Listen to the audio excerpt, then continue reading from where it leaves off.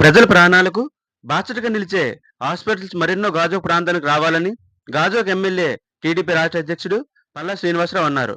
ఈ మేరకు గాజువాక 100 అడుగుల రోడ్లో నూతనంగా ఏర్పాటు చేసిన ఇరాజ్ హాస్పిటల్ను గాజువాక ఎమ్మెల్యే టీడీపీ రాష్ట్ర అధ్యక్షుడు పల్లా శ్రీనివాసరావు, విశాఖ డిప్యూటీ మేయర్ దలి గోవిందరాజు ప్రారంభించారు.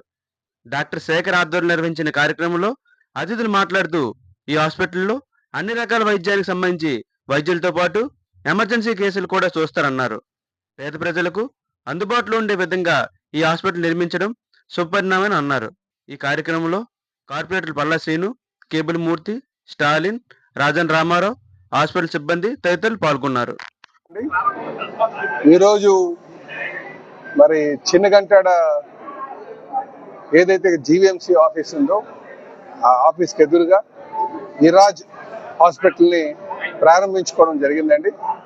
దానికి సంబంధించి జనరల్ ఫిజిషియన్ అయినటువంటి శేఖర్ గారు, అలాగే ఆర్థోపెడిషియన్ ఫణి గారు, తర్వాత డాక్టర్ శశాంక్, వీళ్ళందరూ కలిపి ఒక గ్రూప్గా కలిపి హాస్పిటల్ స్టార్ట్ చేస్తున్నారు. ఇందులో చాలా ఆధునికమైనటువంటి అంటే మోస్ట్ మోడర్న్ ఎక్విప్మెంట్ పెట్టి వీళ్ళు చేస్తున్నారు. చాలా ఎక్కువ ఇన్వెస్ట్ చేస్తారు ఇక్కడ ఈ ఐసీయూలు కావచ్చు, లేకపోతే చిన్నపిల్లలకు సంబంధించినటువంటి ఐసీయూ కావచ్చు, నియోనాటల్కి సంబంధించినటువంటి కావచ్చు, డెలివరీకి సంబంధించిన కావచ్చు, అన్ని కూడా ఇక్కడ ఏర్పాటు చేయడం జరిగింది.